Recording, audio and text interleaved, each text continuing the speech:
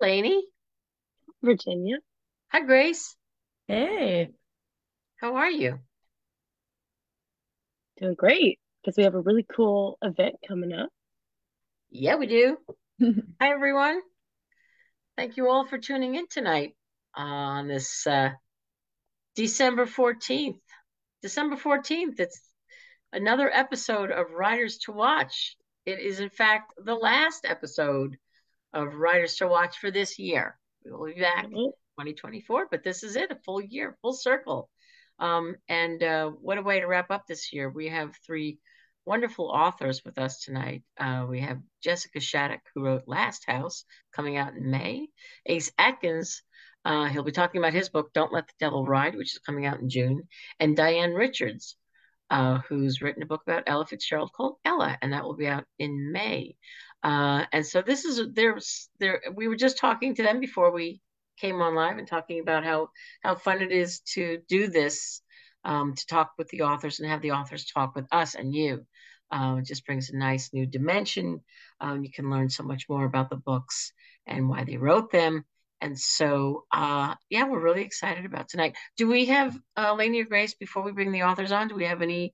Do we have any housekeeping notes for anything, for Writers to Watch, or for anything?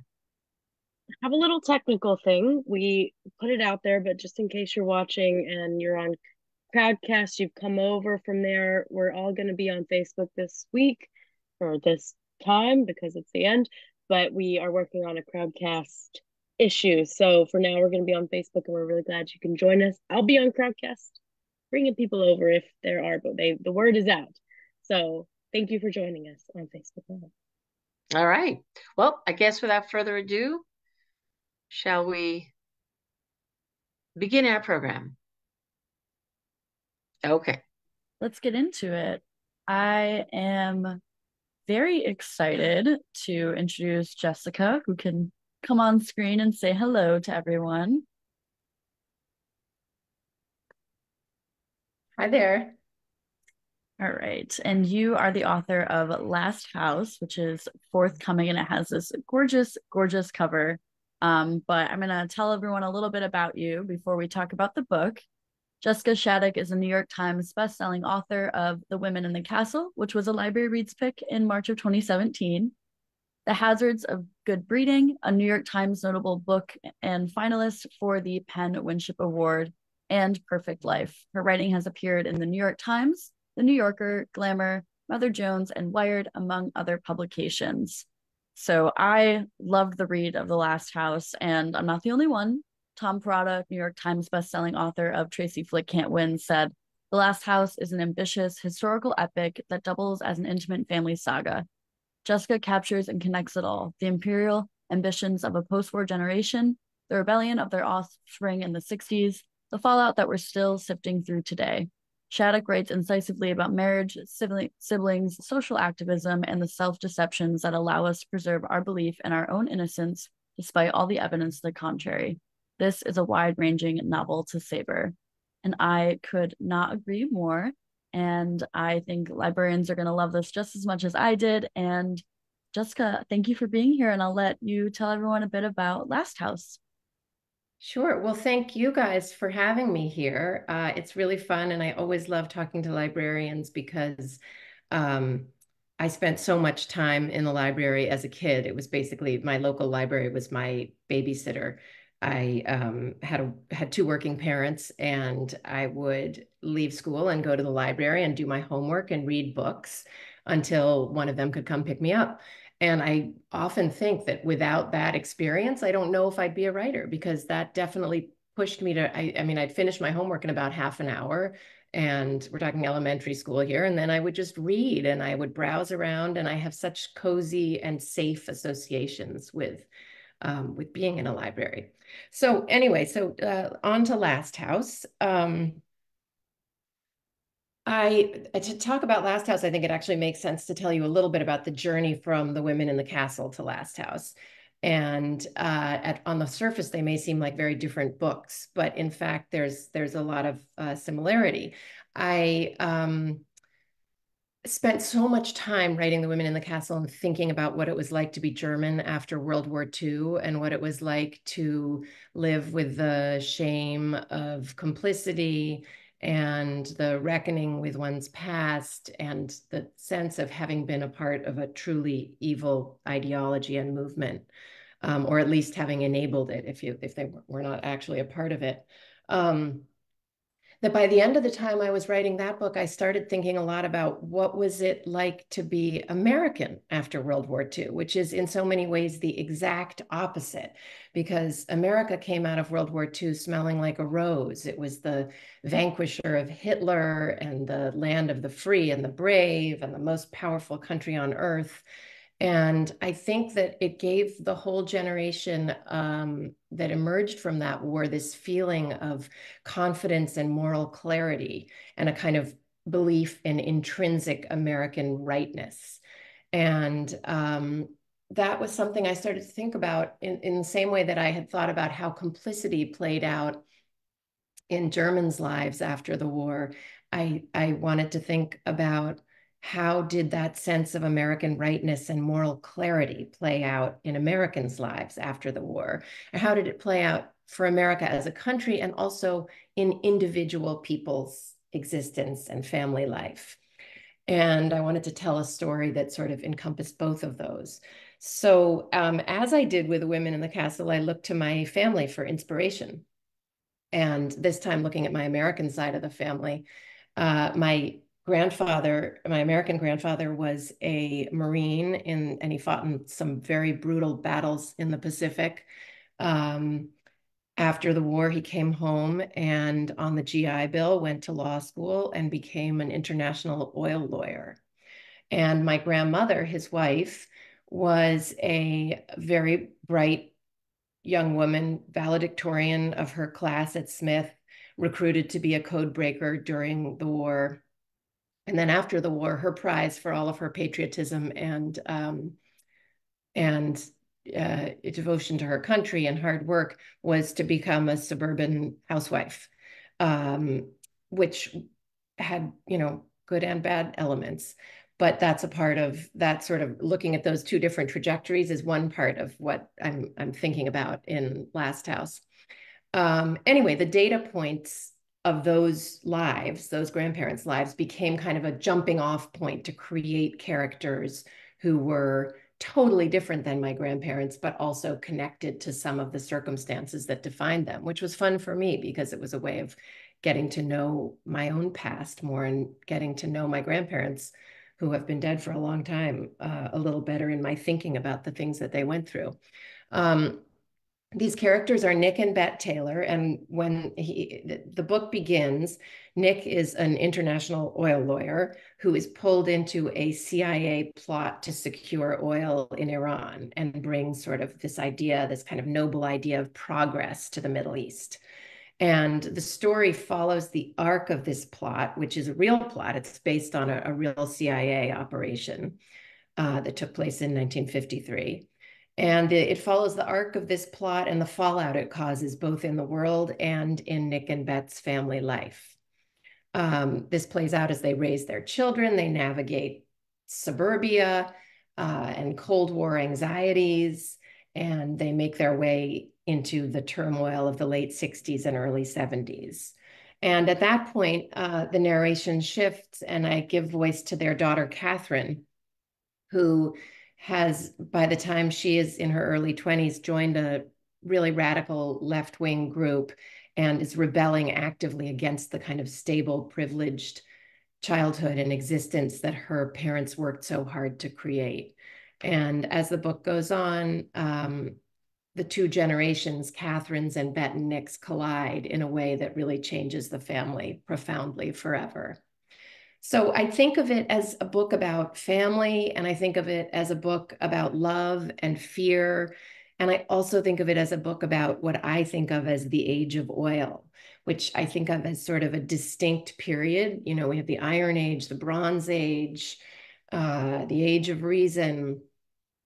And to me, the age of oil really came into being after World War II, when literally fossil fuel was the primary building block of modern life.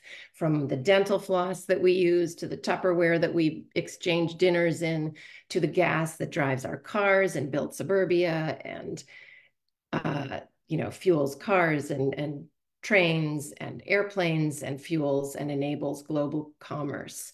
So I was kind of thinking about that as a distinct era. And, right now we think so much of this, it's so tinged with ugliness because we're aware of the relationship between fossil fuels and our environmental problems and climate change. But I wanted to look also back at when there was promise in that, and how sometimes something that ends up in a darker place begins in a bright place. And I think, it was funny because while I like so many writers today, I was really thinking about kind of this feeling of ending that's in the air and how we feel the cusp of some sort of big change. And I was drawn to kind of at first think about, well, what is that going to look like? But then I realized that actually my interest lay totally in the opposite direction, not into sort of what lies ahead of us, but what is behind us and how we got here. So I think of the family of the Taylors kind of as being this sort of prism through which I'm viewing that. Yeah. And I can tell you more. I can tell you a little bit about where the title comes from, but I think I'll let everybody else have their chance to talk, and then we can talk about that in questions. Yeah, thank you, Jessica. I have many more questions for you, but I did want to say Catherine was my favorite character. I adored reading about her, and I can't wait to ask you more about the characters. So thank you so much. And we're going to move to Lainey. Thank you. That was great. I am going to welcome on Ace Atkins. Come on screen. There you go. How's it going? Hey, it's going good. Good. All right, I'm going to do an intro. We're going to hear more about the book. Let me get our share going. So, Ace Atkins is the award-winning and New York Times bestselling author of numerous novels. Atkins, a former SEC football player, started his career as a crime beat reporter in Florida before becoming a full-time novelist. Since then, he's written 11 books in the Quinn Colson series and 4 true crime novels based on infamous crooks and killers. He was also chosen by Robert B. Parker's family to continue the Spencer series in 2010, adding 10 novels to that iconic franchise. He lives and works in Oxford, Mississippi, and we're here to talk about your new book, Don't Let the Devil Ride, which we don't have a cover, but I feel like we were talking about that title. I don't even need a cover with that title. I don't know how this photo got chosen, but as you can see, I just hang out at the Feed and Seed here in Oxford, Mississippi, just with my hands in my pocket. So this is a very accurate picture of my daily life. I just sit around and talk to people, and so that's so we decided to capture. We decided to use it for the cover. It was so emblematic of everything. I thought it was perfect. Yeah. I love it. So Don't Let the Devil Ride comes out June 25th, 2024. It's S.A. Cosby meets Don Winslow. And speaking of S.A. Cosby, we have a really wonderful quote that just came in a few days ago. So, don't let the devil ride, rumbles and rocks like the bottom beat in a Memphis blues tune played by a master. Ace Atkins has crafted an instant Southern noir classic that embodies the best aspects of the genre. Larger-than-life characters, wry humor, deep pathos, and storytelling that embrace both the sacred and the profane. That's from S.A. Cosby. Wow. He's going to be mad. He's going to be really upset when he finds out that I just wrote that myself. So we won't tell him. You don't tell him. I think this isn't live. No one else. I think that's what he will say once he reads the book. So that's why I put it in there. No, he definitely meant it. It's such a lovely read, and I want to hear more about Don't Let the Devil Ride. Thanks. So here we are. So yeah, this is something that I think really started out for me that was essentially a love letter to Memphis. I live in Oxford, Mississippi, which is about an hour south of Memphis. I spent a lot of time in Memphis. It's the place where you go shopping. It's the place where when you want to get out. I have a lot of friends there, and it certainly is the epicenter of American music. It's a place with a great storied past, everything from Elvis Presley to Otis Redding and Stax Records and Al Green, and it's a city that I've really I appreciate. I love the grit of it. I love the feel of it. I love the food. I love the people. And so that was the genesis of writing Don't Let the Devil Ride. And of course, with anything, a setting is great and all, but you've got to have a story. And so I tried to write a novel really about the divisions in Memphis, because there are very different Memphis neighborhoods, very different types of people. And it depends on what your entry point is to Memphis. If you're an Elvis fan, you can go down that route. If you're a society person, you can go down that route. There is Black Memphis and there is white Memphis. And there are certainly still those divides that have lasted for years and years. So the two main characters in my book, there's a woman named Addison McKellar, who is certainly part of the establishment of white Memphis. She seemingly lives in a very privileged community in a very nice house. She's member of the right clubs. Her husband is very well respected as a businessman in Memphis. And very early in the book, her husband just disappears. And he has gone missing. They don't know where he has gone. She has a lot of questions about this, and her father, who's more part of the grittier, more established working class Memphis, which is something we don't find out until early in the book. You think she's essentially just a very privileged white lady, but you learn certainly more about her and her background and her family history as the book goes along. Connects her to a guy who I have been wanting to write about for some time. Somebody that has just, you hear writers talk about this, where you have a character bouncing around in your head and they just kind of live even larger and kind of have a life of their own.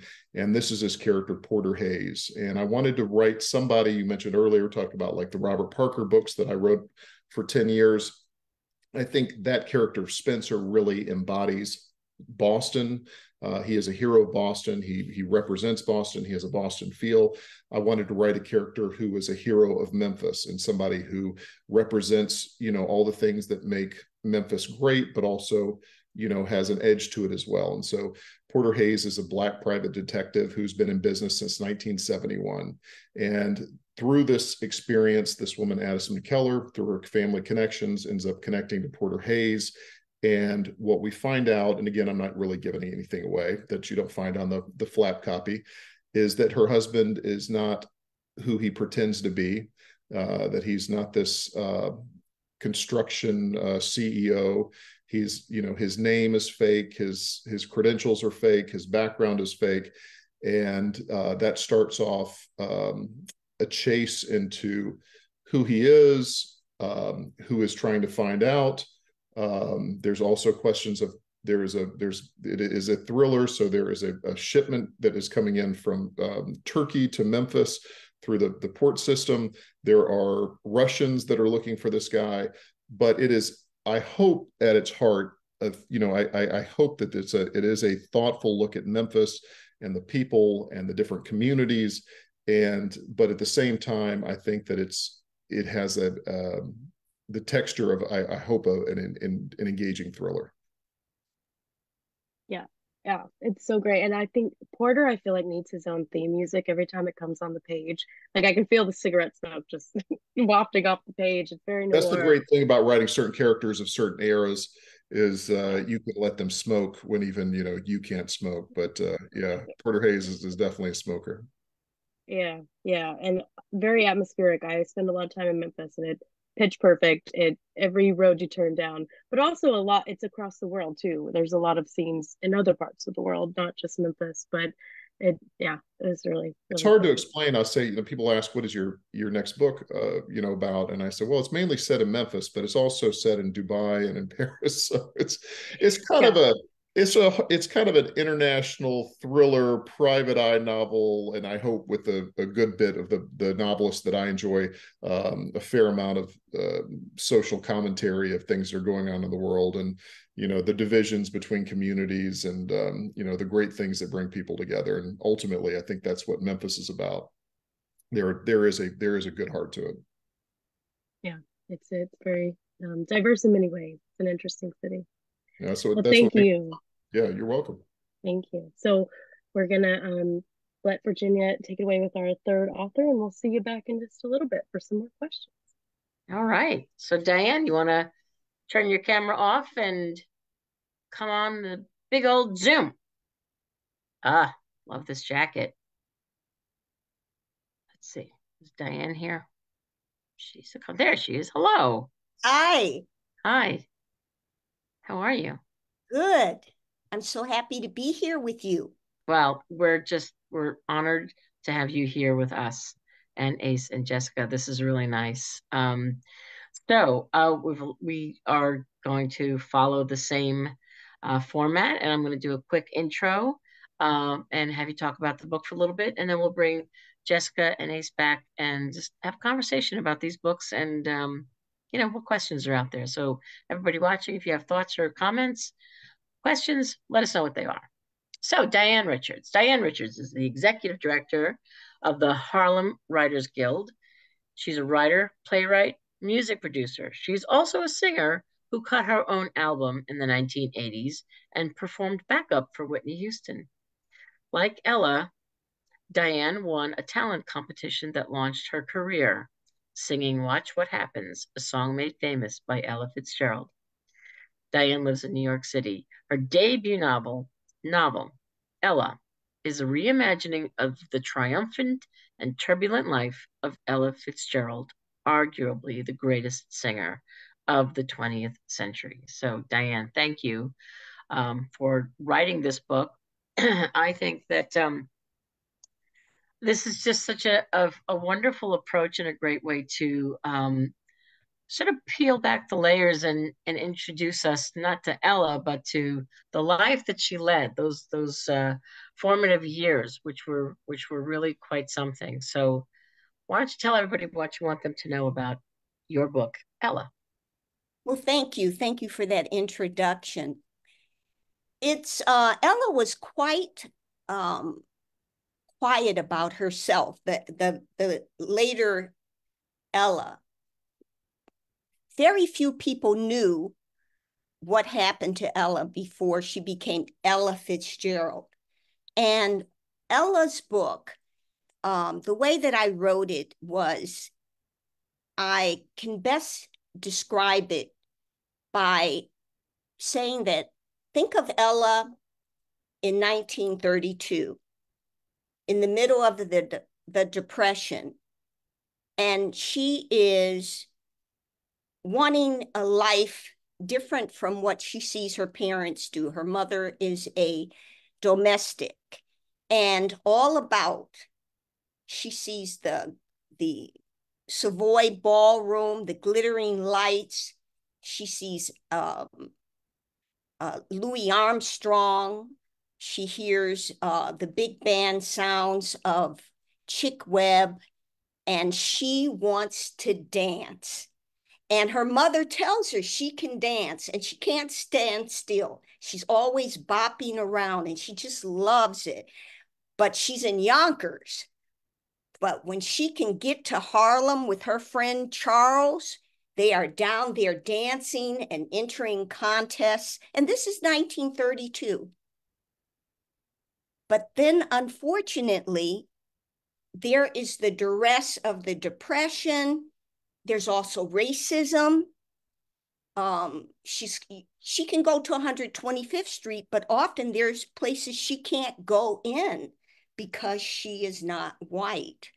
The Cotton Club was made for the people downtown, not for the people who lived uptown.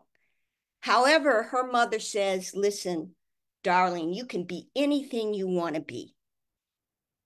But then her mother dies.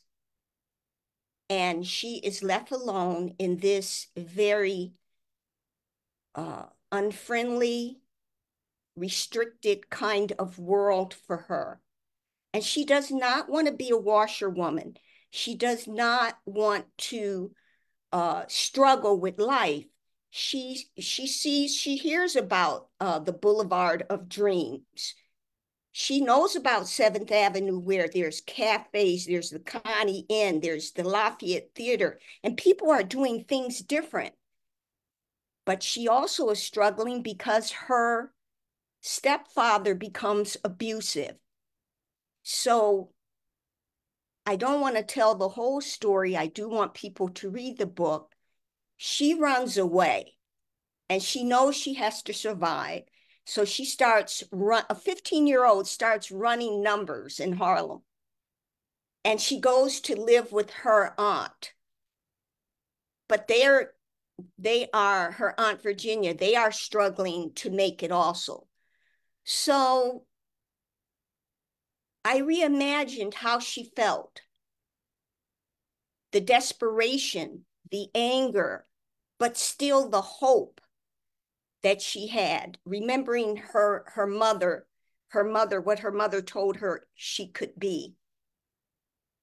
There was also a whole world. Harlem is another character in the story. And, but Ella is inspired by what her mother told her, but she's also tortured because there's something that happened between her and her mother that really, really haunts her. I don't want to tell the whole story, but let me just say, Ella has a defiant attitude that you don't see. You can't imagine Ella being strong and saying no and fighting against the status quo, because she very rarely, once she became Ella Fitzgerald, said anything. Even in the heyday of the civil rights movement, she didn't say very much. And once she was recorded, and after she got through talking about dogs and police descending upon Black people protesting, she asked the interviewer, "Is that going to be heard?" And it wasn't heard. But Ella was deemed ungovernable. And there was a defiance in her. I'm going to be this. And one of the things she always said, and I don't have the exact quote, but she says, if there's love there and there's inspiration in what you want to do, how can you go wrong? And another thing she said was, she told people when she was young, I'm going to be somebody. You see those lights up there? I'm going to be somebody. So against all odds, an orphan, a Black young girl, homeless, living on the streets, this woman was determined to come up out of that and be somebody. And despite that feeling with her mother, because once your mother is gone, how do you reconcile not having said to her, I love you. Thank you, Mom. Thank you for everything you did for me, Mom. See, so I'm not going to tell everything. I want people to get Ella. She is so inspirational because there was something inside of her that I hope you find in the book, but it's inspiring because there was nobody opening doors for Ella in 1932. Nobody was checking for a young Black girl. And also she had a lot of feelings about how she looked and all of that. So that is Ella.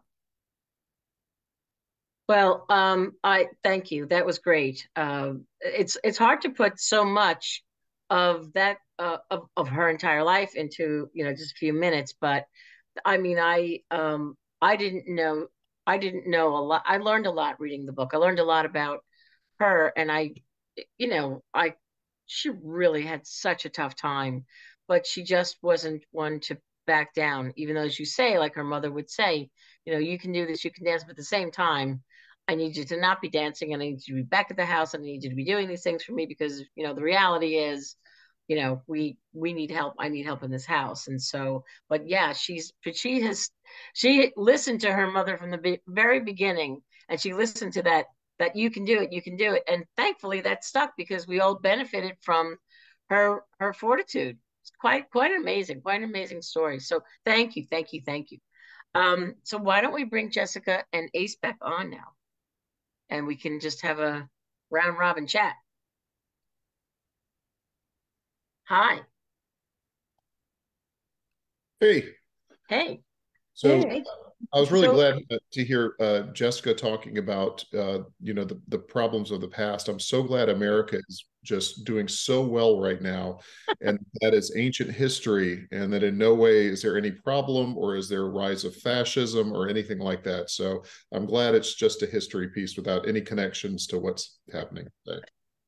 It's a little scary. You were talking about the precipice of where we are right now. Is it comforting to go back to the past because the future is so scary?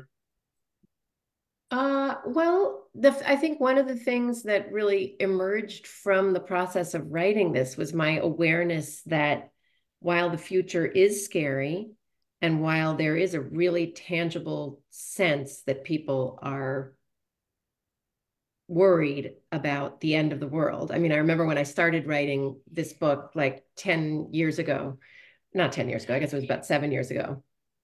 I had said that I had asked my agent or something, like I'd confided in him that I sometimes felt like the world was ending and I could see myself becoming some kind of prepper.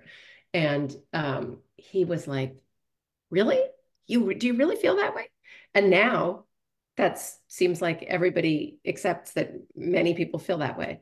But anyway, in the writing of this book, it was really interesting to me to go back and learn that in each of these generations after World War II, there were their own moments of sort of apocalyptic anxiety. I mean, the 50s, the level of sheer terror about nuclear war, which hasn't totally gone away, but we have changed the subject somewhat. It's not as present in our minds, but that was huge. And in the late 60s and early 70s, there was a real feeling of societal dissolution and the schism that between, in that case, it was more the generations had this huge schism. But there is something oddly, I'm not going to say comforting about that, but there's something that I liked about sort of recognizing that this human condition, maybe it's a part of the human condition to feel anxiety, that this is the last moment, this is the last time. Sure feels like it today. It seems like, you think about with the McCarthyism was so crazy, but fascism was certainly on the rise, pre-World War II here in America. And I'll watch films. I remember being a teenager and watching a film like I love Frank Capra, and seemed like he saw all this coming with the Americans being able to follow somebody who was like a fascist leader, and watching a film like Meet John Doe, and I thought it was just pure fiction. I thought it was just something to be put in a time capsule or paranoia or whatever, and it just seems like the most modern film era or ever. But yeah, it's I think we have had these breaks, but it seems scarier than ever. But it is reassuring that hopefully in the times of Watergate and the times of division with civil rights, that hopefully we can continue on. I don't know if our leaders have been as scary or possible leaders have been as scary as they are right now. Nixon was pretty scary. He seems like, I'm sorry to derail you here, but he's a genius. He's George Washington next to Trump.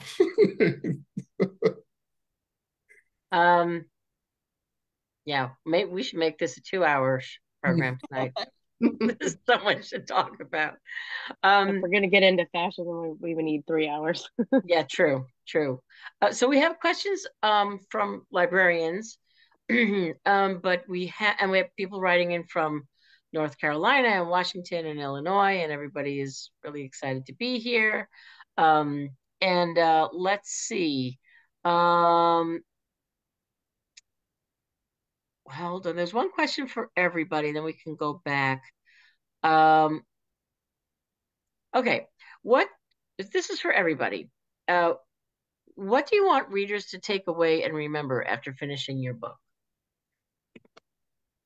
Anybody can jump in. Diane, you go first. I'm going to say, if you want to do something, and Ella said this, one of the things she says, I just kept on.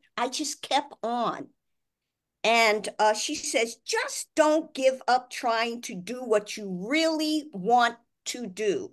Where there is love and inspiration, I don't think you can go wrong.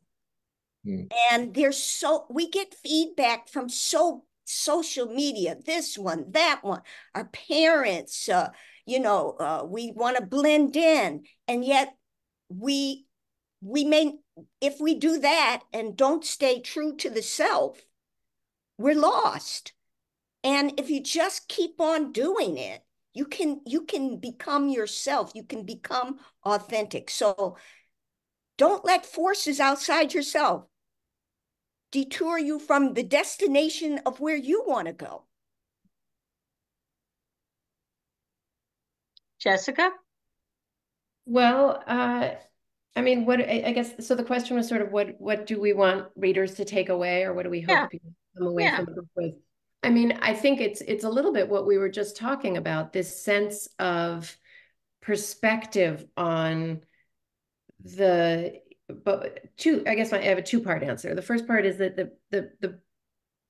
the way a dark ending can come from a bright beginning is something that I've explored before in The Women in the Castle, and that I'm exploring in a different way here because of thinking back on when oil and progress and technology all meant positive things, and then look at where we are now. So I think that a little bit of, I would hope that people will be thinking about and kind of reflecting on that arc. And then also, I think in a more hopeful way, this sense that I was just saying about realizing that each of these generations, and certainly many generations before them, before World War II, maybe since the beginning of time, has grappled with apocalyptic angst.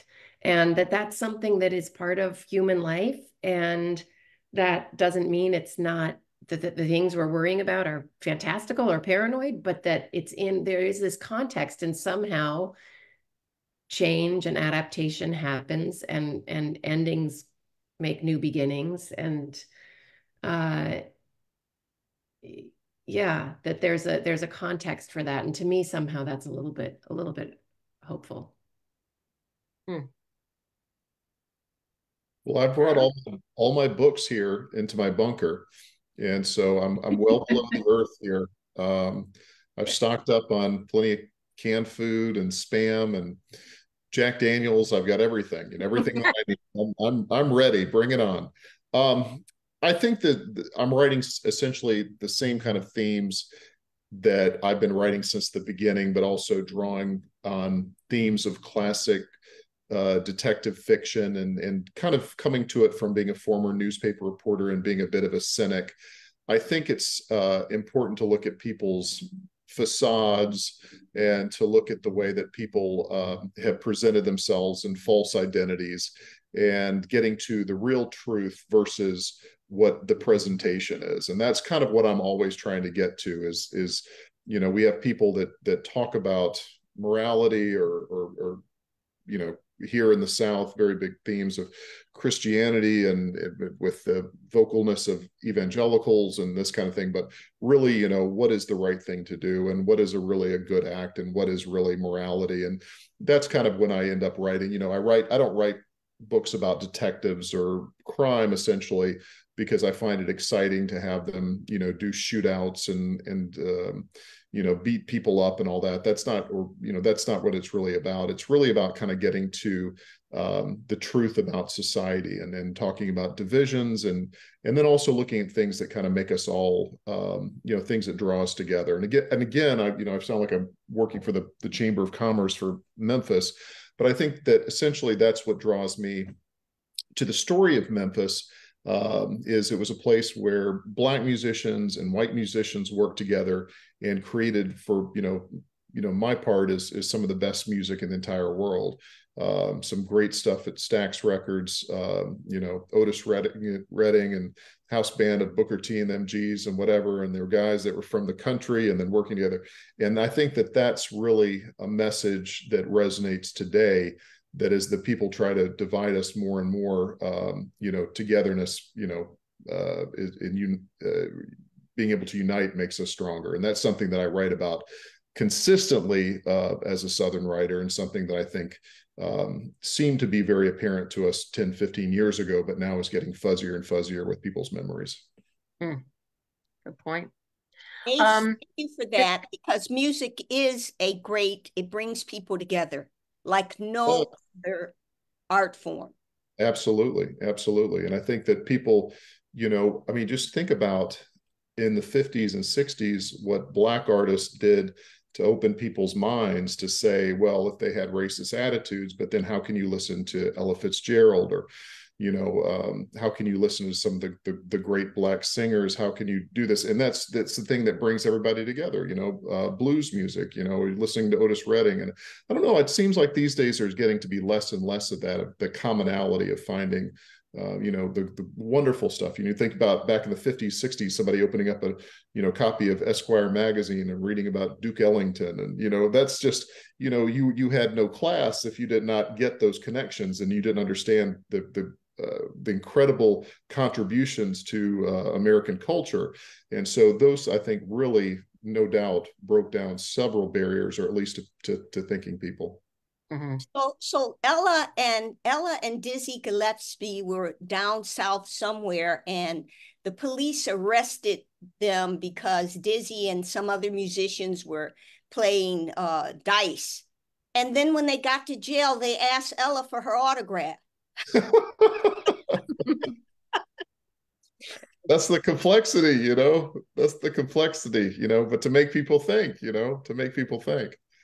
But that era of music, I don't know if we'll ever go back to that again. I think that was one of the high points of American music, The Diane's book is infused with music throughout, and found myself stopping reading and going and looking up different singers and listening to some of their songs. And you need a Spotify, you need a playlist for this, Diane, because it's what you need to be playing this wonderful music in the background while you're reading this book. I thought what's interesting, you start the book in New York City in 1948, and Ella Fitzgerald is about to go on Ed Sullivan's show, Talk of the Town. And it's, TV is brand new, and she is going in front of an all-white audience, and she is so nervous. And then you go back to 1932, Yonkers, and her story starts. And then the book ends back where she's now, she's still in the studio and she's getting ready to go on stage. And I just love the way you bookended that. And I don't know, I just wanted to talk a little bit about, have you talk about a little bit about how your own background as a musician and a singer, sort of, what was this like for you with having this background? It was incredible, because I know firsthand the adrenaline that happens before you go on stage. I know the feeling of insecurity. Are my vocals going to come out? Okay. Also, the music, I love all of the music. Also the transformation of when you're on stage, her love and connection with the audience. You're in your groove and you're singing and you're connecting with the audience. And that was something that Ella did until she couldn't sing anymore. She had to get back there. She needed the love of the audience. And that's something that is so incredibly special when an artist, a musician, is in front of the audience and you're in tune and you're feeling that love and you're really singing from the heart. So I firsthand experienced all of that. And also being, at one time I did the Massachusetts circuit up in Hyannis with horns. I love singing with horn players. That big band sound, it's just so wonderful. And I always needed the bass to turn up loud so I could get the beat. And so also Ella is in her mind She doesn't need instruments. She can feel that beat. And I even remember as a little girl, I'll tell you this, if the beat wasn't right, I wasn't gonna dance. I hope I answered you. You did. That was great. That was great. Jessica, was there a soundtrack for your novel for you to get into that time period, post-war America, that helped you get into that mindset? There were certain specific songs. It's funny. I'm definitely somebody who has to write in silence. Like I can't even have classical music playing. It's interesting. My daughter loves writing and she's always listening to music in the background while she's writing. It's just a different brain space. But I did find, I was researching what they would have been listening to on the radio in 1950. I think whether this was 1951 or 1953, there were two different time spots I was in. And I started listening to the greatest hits of that year, and Vaya con Dios was Mary Ford and Les Paul was playing, and it's got that sort of, I don't know if you know the song, but it's this very like sort of romantic, it's lovely. It's very wistful. And I did listen to that a lot to sort of think of the feeling. I was very aware of these characters as both the husband and wife having been through the war, and how in their generation that was so compartmentalized, and how that, but they were still, it was still there for them, even if it wasn't coming to the outside. And I think the song sort of captures that internality of a little bit of sadness, and yeah, it's poignant. Have you been to the World War II Museum in New Orleans? I have, yeah. I actually thought that was a fantastic place to visit when I was, you know what? I went there actually on book tour for my last book as I was starting to think about, let me think more about America at the end of World War II. And it was, I was really interested in what that had to, it really helped me picture. My grandfather was in the Marines, as I said, and he fought in the Pacific, and they do a really good job of representing what those battles were like, and the chaos and the brutality that was kind of different than a lot of the fighting American soldiers had in Europe which was also horrible, but just different. It had its own unique kind of, there was hand-to-hand combat, and I definitely thought a lot about that in writing the character of Nick, because I feel like you can't live through something like that and be a part of it without it shaping your entire life and your identity, even if it's not something you ever talk about. So Jessica, I loved I identified when you said that the characters were guilty about being German. I grew up in Milwaukee, Wisconsin. Ich spreche Deutsch. Ich lerne Deutsch in die Schule. Okay? I learned German because I grew up in a majority German city.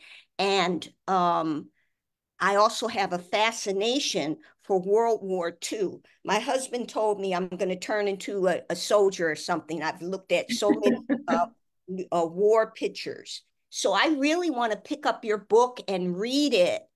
And I remember she was authentically German, and she taught German. And you could feel a little something was going on, because no one would mention what happened in World War II. There was a little shame. You could, now in hindsight, it was like the monster in the room that nobody will identify in the classroom with that thick, authentic German accent. And she wouldn't let us move until we said ich. We had to say it exactly like we couldn't get a passing grade. Wow.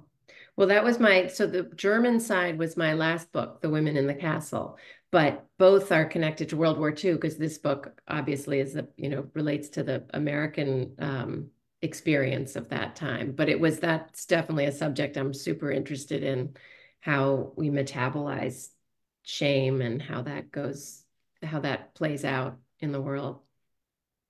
Jessica, I'd love to ask you a bit about, so the title Last House. So Last House is also, I felt like it was basically a character in the book when I was reading, you know, and all of the characters and the Taylors all had different relationships to this place. Can you, expand a bit more about what it might have meant to them, and, where did this idea of this one house, this escape, this very privileged escape come from?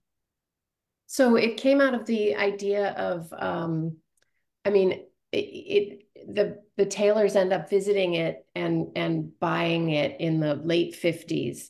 And it's Beth's anxiety about nuclear war and combined with sort of Nick's increasingly ambivalent feeling about his work. He's gone into this work in the oil business and collaborating with the CIA with all of the sort of moral clarity that I talked about at the end of World War II.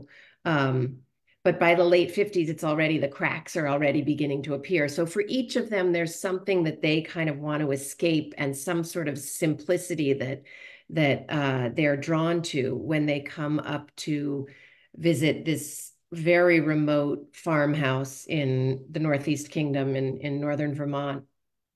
And it's unelectrified, it's off the grid, as we say now, but then it's just not modernized at all. And they love that, and they're drawn to that desire that for the simplicity and of sort of going back in time.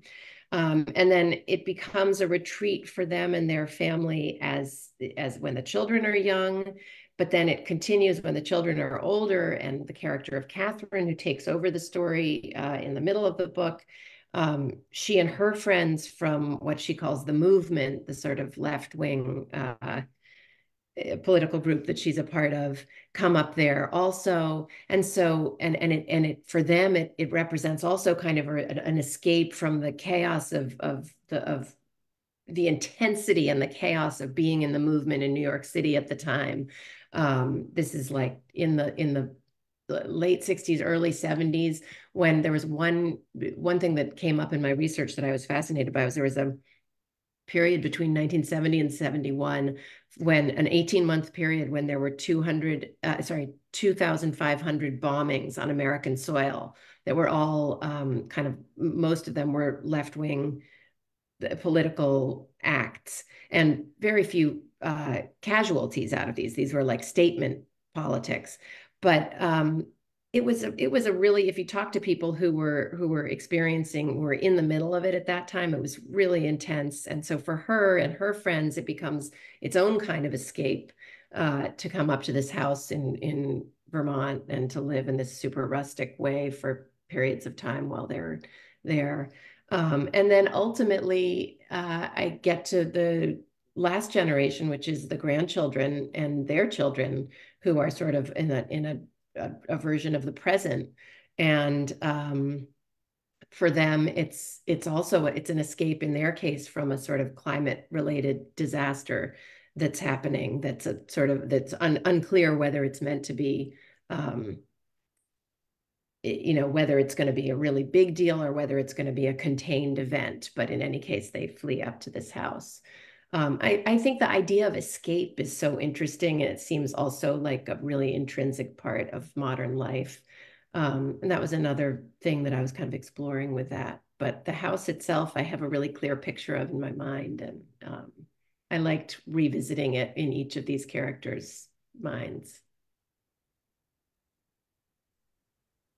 Thank you. So Ace, can you tell us about your devil?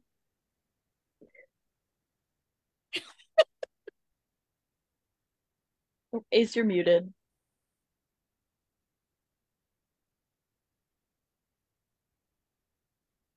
The devil in this book, of course, is the man in the story, who has a lot of, I guess, spreading around a lot of very, toxic masculinity. He's the guy that has his, hunt club. He's the guy that projects his super macho image, and he's a guy that has a very false presentation of himself. And the deeper we go, it's really goes back to what Diane and I were talking about earlier, which is actually my first novel. This is my 30th novel, which is A Deal with the Devil. And this woman, Addison McKellar, has to really come to grips with making a deal with the devil for this extravagant, privileged lifestyle that she now leads. And how does she get out of it? And so that's the husband is the devil. Which I have been, accused of being the devil, occasionally by my wife, but I'm sure she just meant it as a joke. I don't think she meant it legitimately. So, Ace, we have a question from our librarian friend Lillian Dabney, who's watching. Said, love that your book is an homage to the city of Memphis. You said Porter was bouncing around your head for a while, but was he always connected to Memphis, or just the character? They're really tied very deeply. You can't have a character like Porter Hayes without writing about Memphis. And this sounds very strange, but I wanted to create a character that felt like had always been there. There was somebody who had existed, somebody who was, well known in the community, somebody who, you would have read about and maybe think, is this guy real or is he not real? Or have I read about him before?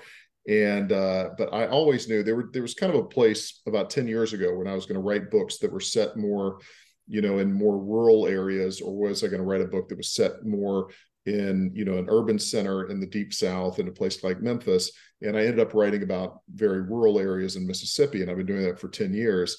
And then kind of on the back burner was this character Porter Hayes. So every time I go to Memphis, there's a place where I know he has his office, and I know there's a place where he goes and has his lunch. And so, but yeah, no, you can't separate the two.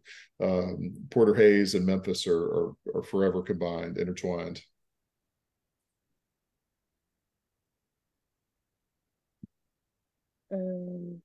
Okay, there's a question for Diane from Teresa Rossi. She says, Diane, Ella didn't talk about race. Was she ashamed of being Black, or did she fear white backlash? I think she just didn't want to talk about it. That it was, well, she did fear. I would have to say that was a real possibility of backlash in the 1930s. I mean, there were people being lynched in the North, and Black people the Southern migration had happened, and Black people came north to avoid lynching. So she had to be very careful. And once again, right in her own Harlem, there were places where you couldn't go in and get ice cream.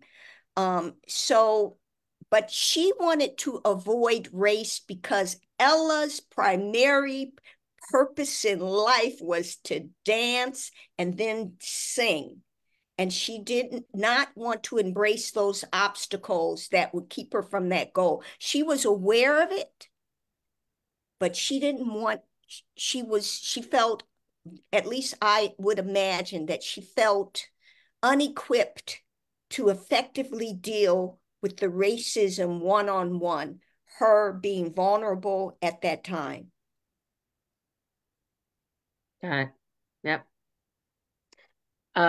We are at 7:59 here. This hour flew, as we always know it does, because it's, it's just so, it's what we love is when you all, you just talk with each other and ask each other questions. And it's such a fun conversation. Nothing is, nothing's scripted and nothing's off the table. And it's really nice to just sort of, take a nice deep dive into some topics. Let's see, what do we have? Yeah. Do we have, let's see, I think well, we could do a little round robin at the end now, because several people have asked either what books have influenced you as writers, and or what are you all reading now? So that might be sort of an interesting, yeah. And Lainey and Grace, if you see other questions that I don't see, we're all sort of navigating the questions as we do this. So reading what they're reading now. Is that Yeah, what are you going all on? reading now? Yeah. Or Start if with you Jessica. I just finished reading Zadie Smith's The Fraud, and I loved it. It was a great, it took me a while to get into it, but it was so worth sticking with it. And I love the way it comes together at the end, and I love her take on a historical novel because it's really innovative and fresh and new, and at the same time speaks so clearly to our present moment. And I loved it.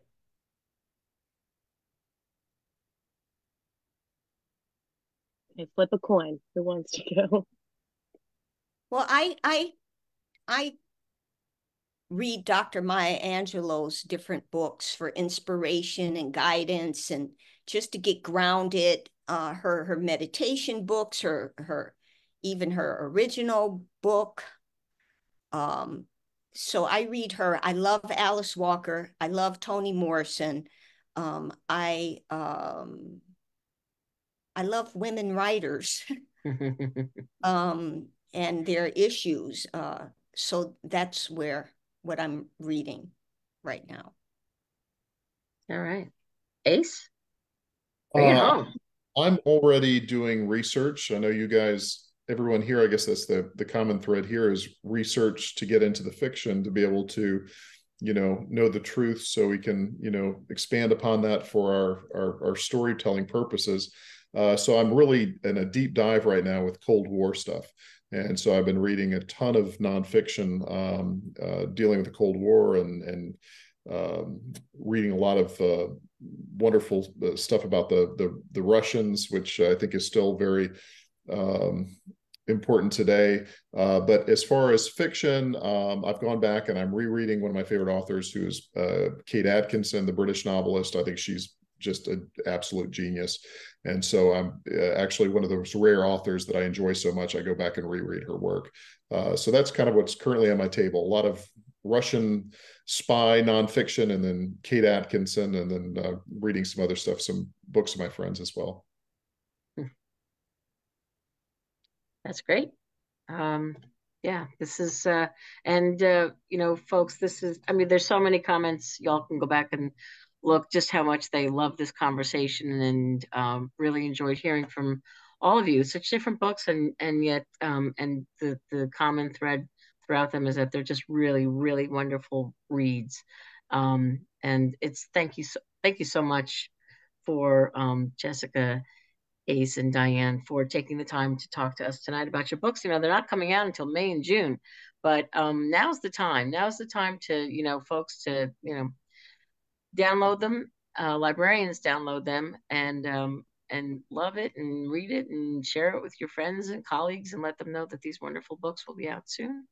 So is there anything that we want to say before we leave? Is there anything that anybody hasn't said that they kind of want to say? Like, I wish I'd said XYZ, because we can do that. Well, I want to know what Diane's favorite Ella Christmas song is. What's the best Christmas song that she did? Or what do you? I love them all. How can you pick one? Come That's on. tough.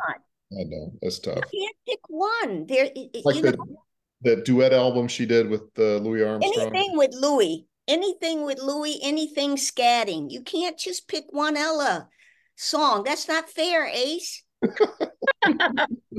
I want to know what your soundtrack for the Memphis, what are you listening to put you in the mind of Memphis? Thank you for asking that, Jessica. That was something I noticed you had a theme question. Yes, for sure. No, I think to get into that mindset, I'm a really big fan of Stax Records, which was a powerhouse of music. It was kind of the Southern Motown. And that's where, Otis Redding and Johnny Taylor and Booker T and MGs. And I was a very strange kid as a teenager in the 80s and early 90s, where that's what I was listening to. I was just absolutely fascinated by this music. But for me, the soundtrack was kind of an era of the 70s with High Records and this great producer who I actually had the privilege of meeting a few times and getting to know, Willie Mitchell. And he produced Al Green and Syl Johnson. To me, that music is the greatest music I have ever heard. So O.V. Wright, Ann Peebles. That music just blows my mind. And I think it's hard, it's kind of like when you listen to Ella Fitzgerald, how do you listen to anything else? And, I love classic jazz, but then for me, like classic soul. So thank you for asking that question. To get into that mindset, to get in that groove, that's what I wanted the prose to feel like, kind of that funky, cool vibe to me that really spoke of Memphis. Very cool. I think you all need to make your playlists.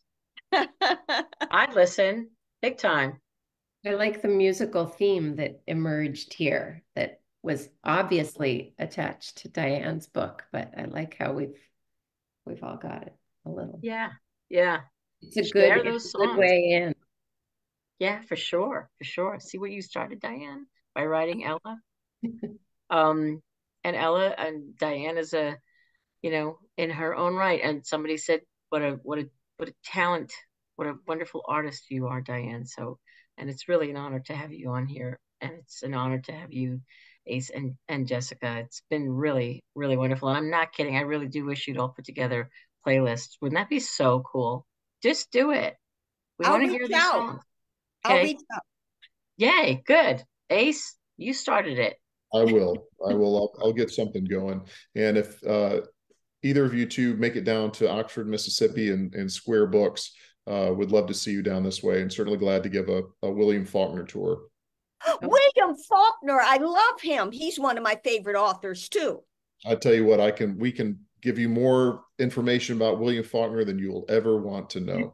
But Square Books down here is a terrific bookstore, which is about right across the street from where I'm talking right now, and a wonderful place, a real powerhouse independent bookstore. So if you make it down this way, we'd love to see both of you guys. Okay. Very cool. Well, likewise here in Brookline, if anybody is coming up here on book tour. I don't think they're not going to let me back in Boston. That was it. I've been banned. What did you do? What did you do? Can't talk about it. We just can't talk about it. Oh, come on. No one's watching now. Yes, they are. Gonna break an NDA on Facebook Live. That's what Porter will be solving in the next book. Oh, well, we should let you all go. Again, thank you all. Again, Jessica's book, Last House, goes on sale May 14th. Ace Atkins' book, Don't Let the Devil Ride, goes on sale June 25th. Diane Richards' book, Ella, goes on sale May 7th. So I envy you all that you get to read them for the first time. Pretty cool. Thank you. And happy holidays, everyone. This is our last Writers to Watch. And what an honor to have the three of you on together. This was lovely. What a wonderful conversation. What a great way to wind up the year with this really cool chat among. It's fun for Lainey and Grace and I sit back and just listen to you all talk to each other. It's great what comes out. So thank you. Thank you. Thank you. So nice to meet you all. All right. Grace, Lainey, we good? We're going to say goodbye. All right. Separation anxieties. Bye-bye. Bye. Happy holidays all. Bye. Bye-bye.